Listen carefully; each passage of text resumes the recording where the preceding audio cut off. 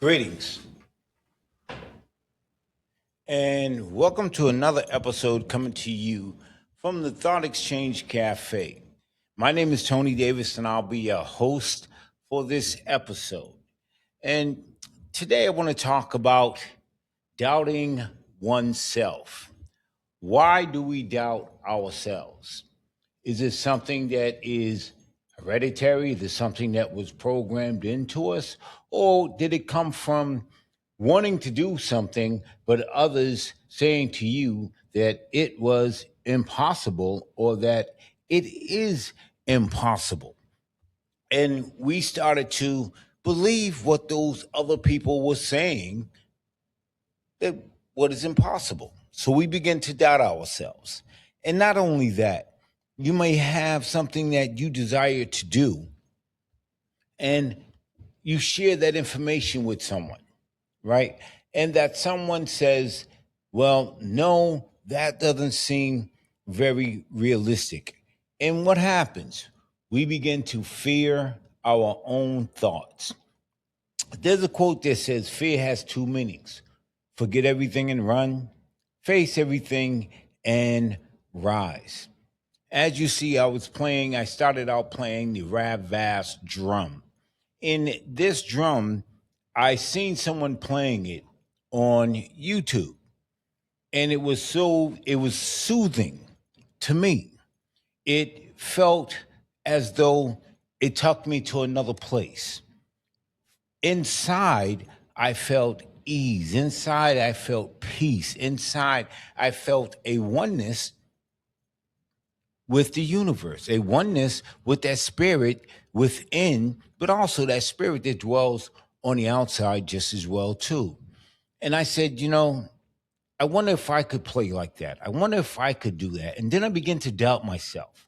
I began to have fear that no, I would never be able to play this particular drum because it was something that was unknown to me. And I did that for quite some time. Quite some time I was afraid, but yet still I would go back and I would listen to the guy play on YouTube day in and day out. Till one day I said, you know what? What's the worst that could happen? I can learn something. I can get better. Let me just face this fear and go head on. And that's what I did. I faced the fear and I went head on. And needless to say that when I first got the drum and I started to practice, I didn't sound too good. At least to myself, I didn't sound too good. But it wasn't really me. It was my mind saying to me, who is going to listen to you play? And who are you playing for? You see, that was that reasoning mind talking. That was that reasoning mind implanting that fear or highlighting that fear. And one thing I had to do, I had to say no. I have it now. Let me practice. Let me find my own rhythm. I don't have to dance to everybody else's rhythm. I don't have to party to everybody else's rhythm or everybody else's beat. Let me find my own beat. Let me find my own rhythm that I party to. Something that highlights me, something that brings me peace, something that brings me inner joy. That self inner joy for myself. So I began to practice. I began to practice and it started sounding so good to me that I continued to practice. And by practicing and overcoming that fear, I started finding a rhythm. I started finding a beat, a frequency, and a vibration that resonated with me. And when that beat and that rhythm started to resonate with me, I felt myself growing, but I also felt myself coming out of the unknown into the known. And there's another quote that says, the only way to overcome the unknown is to get to know the unknown. And once you get to know the unknown, it no longer becomes the unknown. Ladies and gentlemen, there's so many out there that are afraid of the unknown. And I say that because I know once I was afraid of the unknown, and there are still so many unknown things out there. But what I'm doing is I'm taking one thing at a time, and I'm getting to know that unknown and what it is. Because once again, once I start facing that unknown, it no longer becomes unknown. It becomes known. And I see myself growing. I see myself coming out of a mediocre state or stagnated state.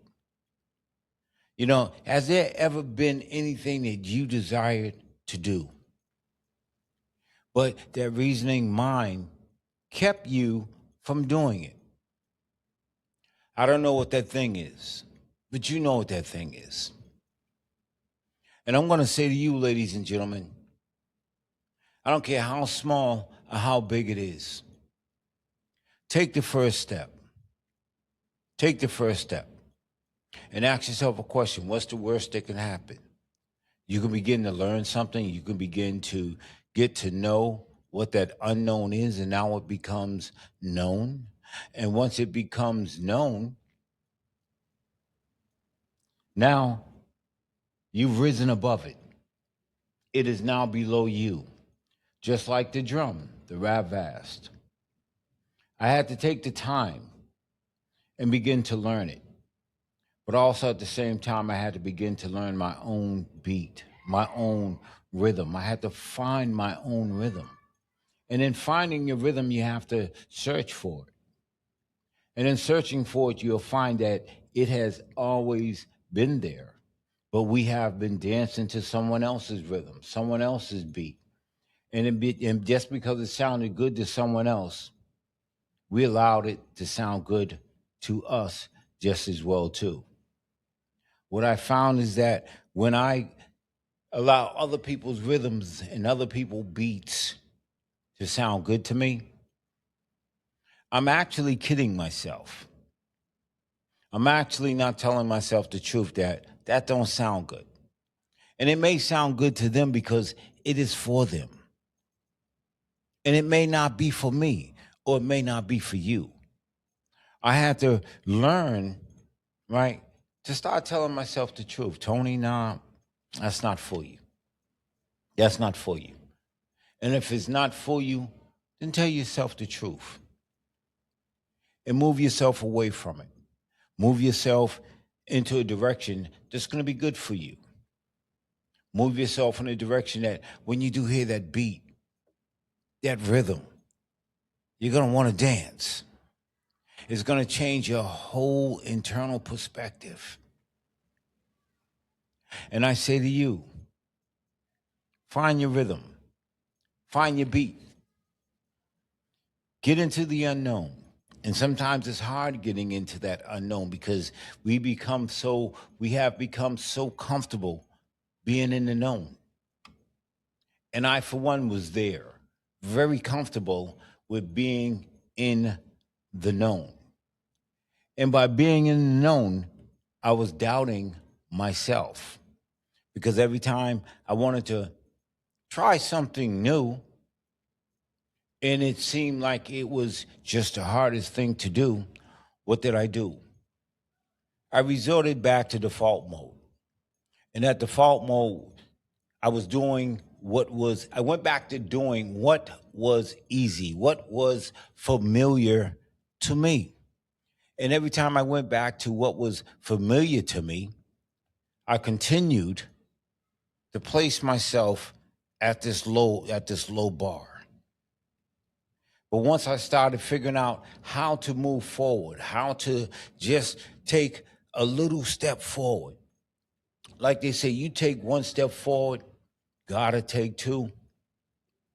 I'm a living witness of God taking two steps forward for me and many, many more. If you go back and you look at some of the previous episodes, you would hear part of my story or some of my story. And we all have stories. Yes, we do. We have some exciting stories and we have some not so exciting stories, but we all have some stories. And it's your story.